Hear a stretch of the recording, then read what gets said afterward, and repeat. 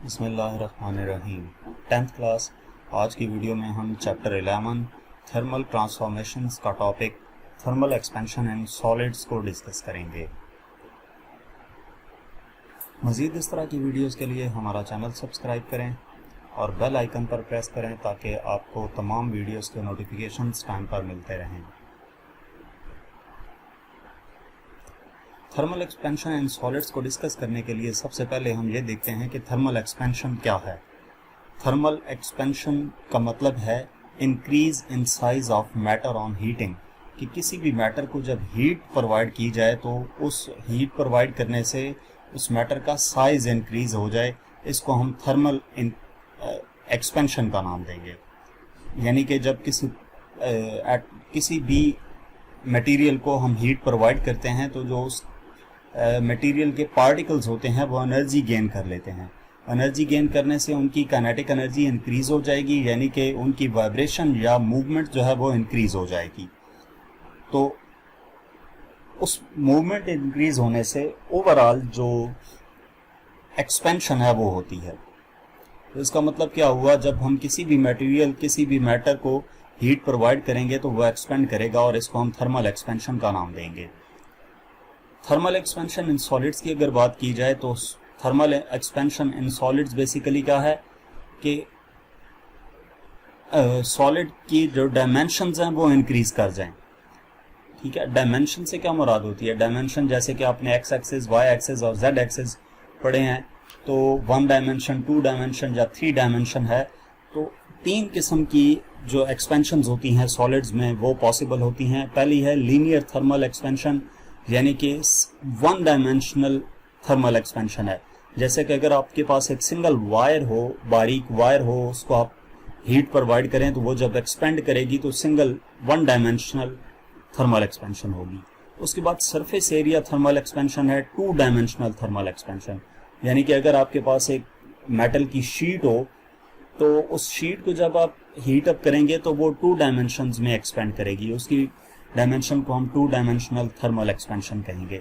और अगर किसी ऑब्जेक्ट को हीट करने से वो 3 डायमेंशंस में एक्सपेंड करता है, जैसे कि अगर हमारे पास मेटल की बॉल हो और उस बॉल को हम हीट अप करें तो वो 3 डायमेंशंस में एक्सपेंड करेगी, तो उसको हम 3 डायमेंशनल एक्सपेंशन या वॉल्यूमेट्रिक थर्मल एक्सपेंशन का नाम देते हैं। तो 1 dimensional thermal expansion linear thermal expansion है, 2 डायमेंशनल थर्मल एक्सपेंशन जो है वो सरफेस एरिया थर्मल एक्सपेंशन है, और 3 डायमेंशनल थर्मल एक्सपेंशन जो है वो वॉल्यूमेट्रिक थर्मल एक्सपेंशन है। Expansion is caused by the increased vibration of atoms which forces them slightly apart. क्या एक्सपेंशन किस वजह से होती है? एटम्स के वाइब्रेशंस की वजह से होती है। जब उनकी वाइब्रेशंस इंक्रीज होंगी तो वो क्या करेंगी, वाइब्रेशन के इंक्रीज होने से एक्सपेंशन होगी उस मैटर में।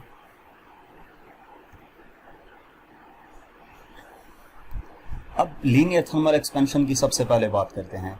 लीनियर थर्मल एक्सपेंशन क्या है कि किसी भी ऑब्जेक्ट की लेंथ इंक्रीज हो जाए अगर हम उस ऑब्जेक्ट को हीट प्रोवाइड करें। यानी कि अगर हमारे पास कोई सॉलिड ऑब्जेक्ट है और उसका टेम्परेचर हम इंक्रीज करते हैं हीट प्रोवाइड करके, तो उसकी सिर्फ लेंथ इंक्रीज हो तो उसको हम लीनियर थर्मल एक्सपेंशन का नाम देंगे।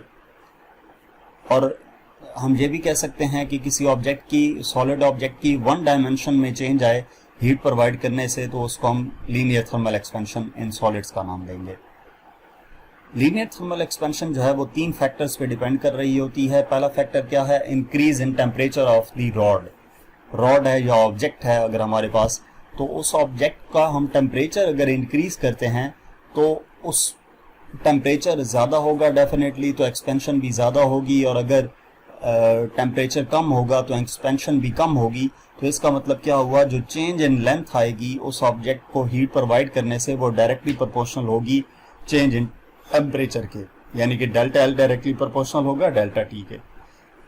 उसके बाद जो दूसरा फैक्टर है थर्मल एक्सपेंशन ऑफ सॉलिड्स जिस पे डिपेंड कर रहा होता है वो original length of the rod है, original length of the object या original length of the rod. अगर रॉड देखा जाए तो रॉड के केस में original length of the rod है। अब ओरिजिनल लेंथ से क्या मुराद है कि ऑब्जेक्ट की लेंथ अगर लेट्स सपोज 4 मीटर है तो उसके अंदर एक्सपेंशन लेट्स सपोज 0.2 मीटर आ रही है। तो अगर 8 मीटर ओरिजिनल लेंथ होगी तो इसी तरीके से उसकी एक्सपेंशन 0.4 मीटर आएगी, यानी कि ओरिजिनल लेंथ पे डिपेंड कर रही होती है एक्सपेंशन। तो जो इंक्रीज इन लेंथ होगी वो डायरेक्टली प्रोपोर्शनल होगी ओरिजिनल लेंथ के। और तीसरी हमारे पास क्या है, nature of the material of the rod या nature of the material of the object के जिस ऑब्जेक्ट को हीट अप किया जा रहा है, टेम्परेचर जिसका इंक्रीज किया जा रहा है, उस मटेरियल की नेचर पे डिपेंड कर रही होती है एक्सपेंशन, क्योंकि हर मटेरियल की स्पेसिफिक हीट कैपेसिटी डिफरेंट होती है। तो टेम्परेचर जो है वो डिफरेंट मटेरियल्स को डिफरेंट टेम्परेचर प्रोवाइड करने से उनकी जो एक्सपेंशन है वो भी डिफरेंट होती है। तो 3 फैक्टर्स हैं जिन पे thermal expansion of solids depend करता है, increase in temperature of the object, original length of the object and nature of the material of the object. अब इस लीनियर थर्मल एक्सपेंशन को हम जरा प्रूव करते हैं। उसके लिए कंसीडर करते हैं कि एक मेटल रॉड है जिसकी लेंथ L0 है और टेम्परेचर T0 है। यह ओरिजिनल लेंथ है उस रॉड की, टेम्परेचर T0, और जब इसको टेम्परेचर T प्रोवाइड किया जाता है तो इस रॉड की लेंथ हो जाती है L, और जितना लेंथ में इंक्रीज आता है वो डेल्टा L है, और जितना टेम्परेचर इंक्रीज हुआ वो डेल्टा T है, यानी कि डेल्टा T इक्वल होगा T माइनस T0 के और डेल्टा L इक्वल होगा L माइनस L0 के। तो इसको हम इक्वेशन की सूरत में लिखें तो increase in length of the rod equal होगा delta L equal to L minus L0 and increase in temperature of the rod क्या होगा, delta T equal to T minus T0। इसके बाद ये देखा गया है जो चेंज इन लेंथ है डेल्टा L वो डायरेक्टली प्रोपोर्शनल होती है ओरिजिनल लेंथ L0 के, ये हम पहले डिस्कस कर चुके हैं। और इसी तरह जो increase in change in length है डेल्टा L वो डायरेक्टली प्रोपोर्शनल होती है चेंज इन टेम्परेचर के, ये हम पिछली स्लाइड में दोनों पॉइंट से डिस्कस कर चुके हैं। तो इसका मतलब क्या हुआ, हम ये लिख सकते हैं कि delta L directly proportional to L0 delta T। Proportionality का साइन खत्म करेंगे तो कांस्टेंट आएगा, और इस केस में लीनियर थर्मल के केस में डेल्टा L इक्वल आता है अल्फा L0 डेल्टा T के। इसको हमने इक्वेशन 1 का नाम दे दिया। अब डेल्टा L किसकी इक्वल है, ओरिजिनल चेंज जो हमारे पास बाद वाली लेंथ आएगी minus original length, capital L minus L0 equal to alpha L0 delta T। अगर हम इसमें से L0 की वैल्यू L की वैल्यू फाइंड करना चाहें तो L इधर जाकर ऐड होगा, और जब कॉमन लेंगे तो L इक्वल आ जाएगा L0 into 1 plus alpha delta T के। इस केस में अल्फा क्या है, alpha coefficient of linear thermal expansion of the substance है, ठीक है, coefficient of linear thermal expansion.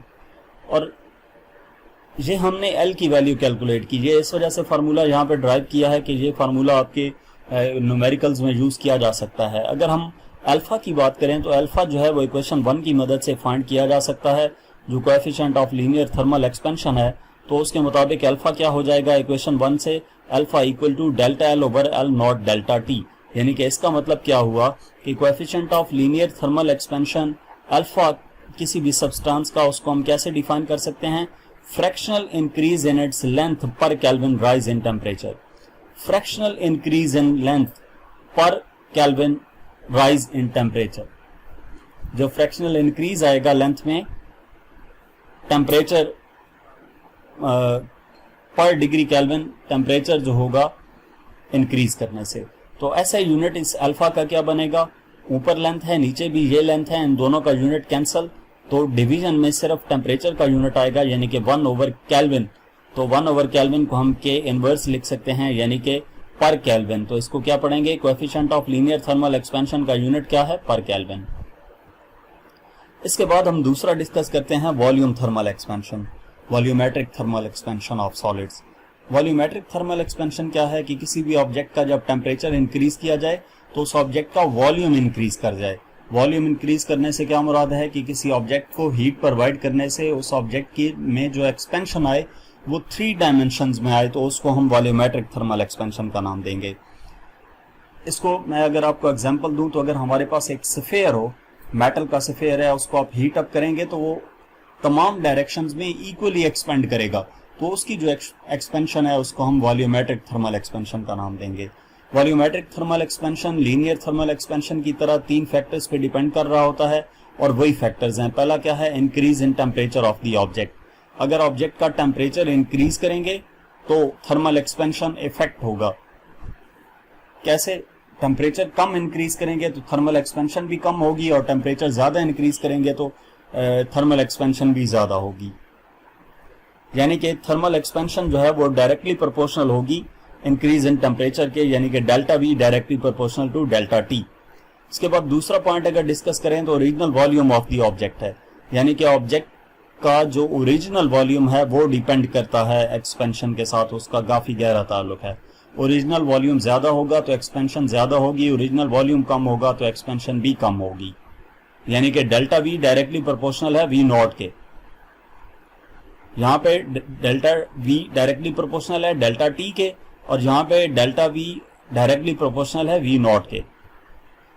उसके बाद nature of the material of the object है, यानी कि डिफरेंट मटेरियल्स जो हैं उनको हीट प्रोवाइड करने से उनकी डिफरेंट नेचर होती है एक्सपेंड करने की। यानी कि मटेरियल पे डिपेंड करता है कि हम किस मटेरियल को हीट अप कर रहे हैं और वो कितना एक्सपेंड करेगा, ये मटेरियल की नेचर पे डिपेंड कर रहा होता है। अब ये जो फर्स्ट हमने फैक्टर पढ़ा और सेकंड फैक्टर पढ़ा, इसमें डेल्टा वी डायरेक्टली प्रोपोर्शनल है डेल्टा टी के, और इसमें डेल्टा वी डायरेक्टली प्रोपोर्शनल है वी नॉट के। तो इनको अगर हम कंबाइन करें तो डेल्टा वी इक्वल आ जाएगा किसके, वी नॉट डेल्टा टी के। ठीक है, जो कि हम कहां पे लिखेंगे,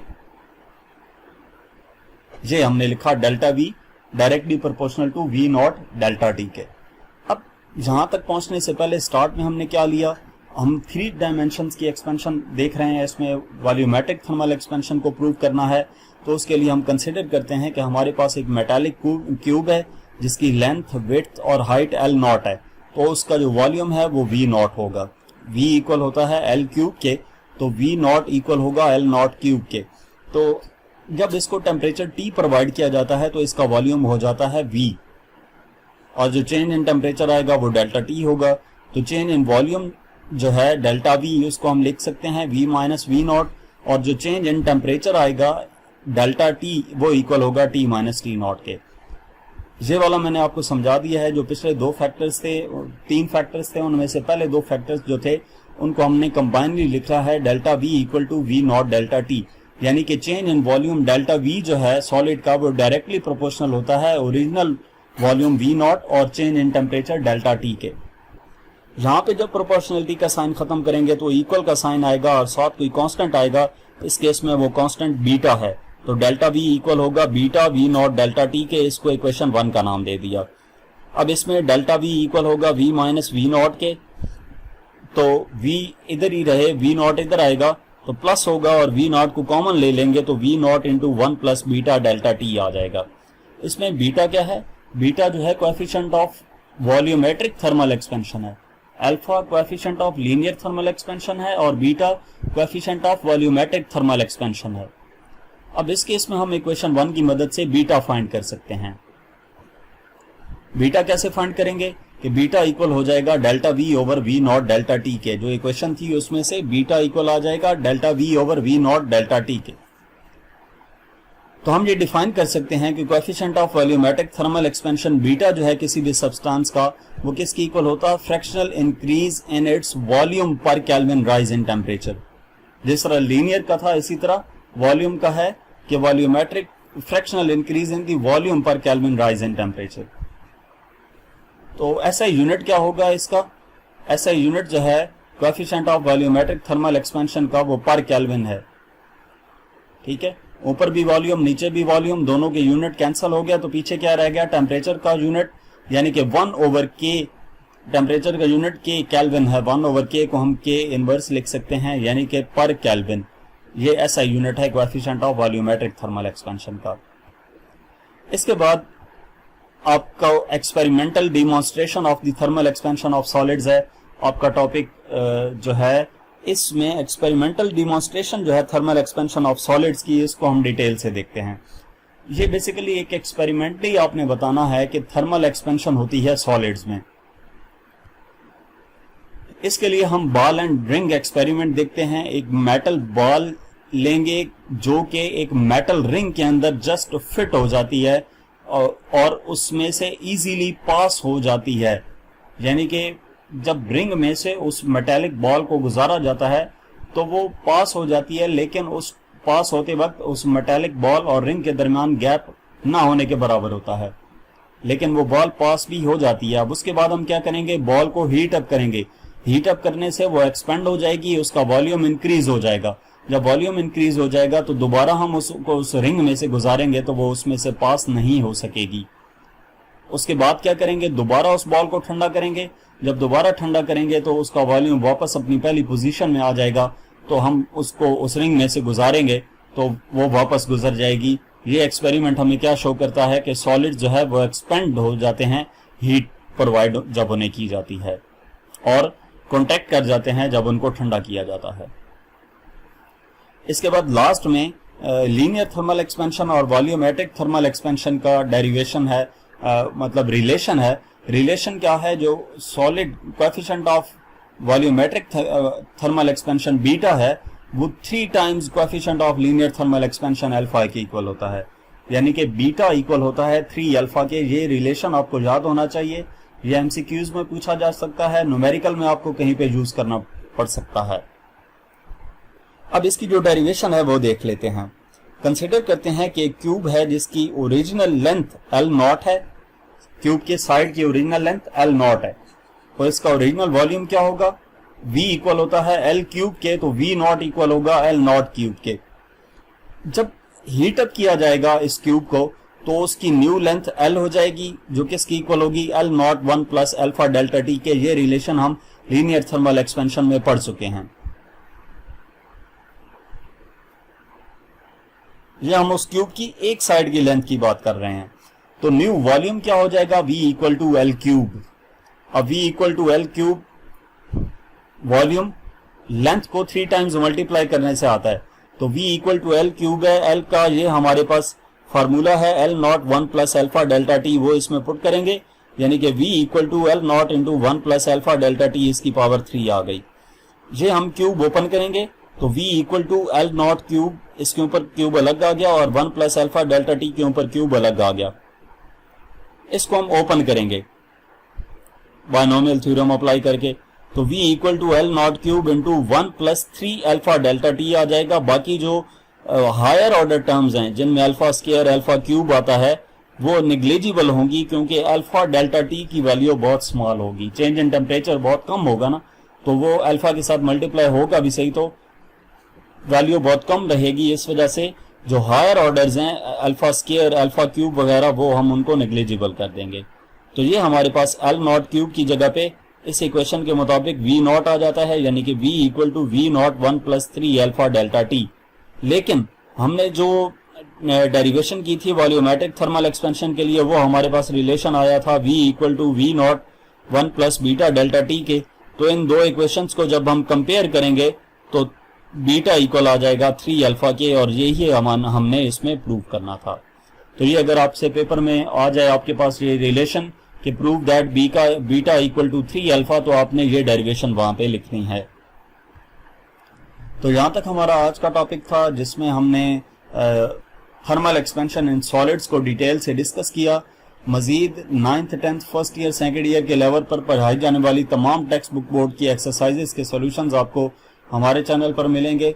इसके अलावा अगर आप पास्ट पेपर्स या प्रैक्टिकल बेस्ड असेसमेंट की वीडियोस देखना चाहते हैं तो उसके लिए हमारा यूट्यूब चैनल विजिट करें। Thank you.